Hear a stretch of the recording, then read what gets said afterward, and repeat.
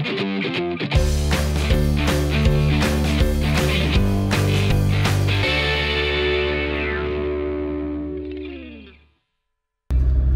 the last 6 months, I've been noticing that there's a change in the type of movies that I enjoy watching. Before, I used to just watch movies based on the hype and based on kind of the trailers and that sort of stuff, which, look, is a legitimate way to pick what movies you want to watch, but most of the time I found that I didn't enjoy them because either I'd seen it before or it was just so unrealistic that it just kind of wasn't interesting at all.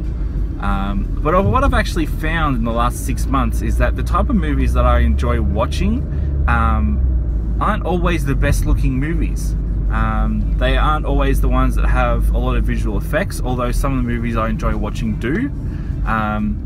But what I actually enjoy watching, and I think is why I also enjoy watching TV shows over movies, which is the thing for another video. But what I actually enjoy is the storyline. I don't necessarily care too much about you know, how fancy the visual effects are, the action sequences or anything like that. What I actually care about is the storyline and the character development, and that's kind of what I look for in a movie, which is why I enjoy movies like one that I've watched more recently that I've really enjoyed was a movie called The Circle, which is on Netflix. Basically the premise of the movie is that there are these group of people that are in this room, and they don't know how they got in this room, but slowly over time they die one by one, which what seems to be randomly, but it's not random. But what I'll do is, anyway, I'll throw a link to the trailer in the description below, so that you can have a watch of the trailer. But what I found that even though the movie is kind of I guess a B grade type of movie, it's got a very low budget, but I really enjoyed it because the storyline was so in depth and the character development was done in such a way where it was just so interesting to watch, and that's kind of what I'm looking for, and that's what I want. I want in-depth storyline, I want in-depth character development, and that's also part of the reason why at the moment I watch all the CW superhero shows, because, you know, I really enjoy all the superheroes, and, you know, Flash is one of my favorite superheroes.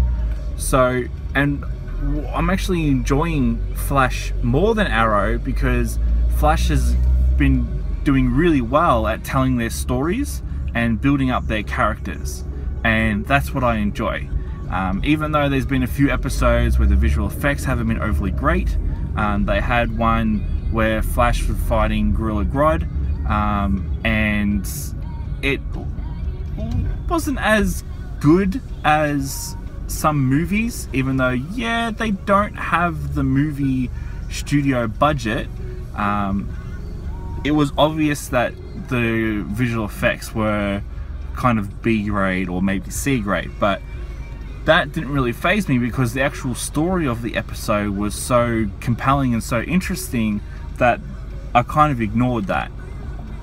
And that's something that I also wanted to add on to the end of this, is that not to just say, you know, these are the type of movies I enjoy watching now, but also to encourage kind of upcoming filmmakers or people who are wanting to get into filming and TV shows and web series or animated series or whatever, is that it doesn't necessarily matter what's on the screen. I mean, it does to an extent, but if you make an animated show, like one of the web series that I watched ages ago was Red vs. Blue, which is basically just guys in suits with their heads bobbing up and down and just dialogue and storyline. They don't have the best visual effects, and when they're talking, they're not necessarily moving their hands or walking around or doing anything like that. So that's kind of a perfect example of that you can make a show successful and interesting based on your dialogue and your story. So that's the encouragement, and that's kind of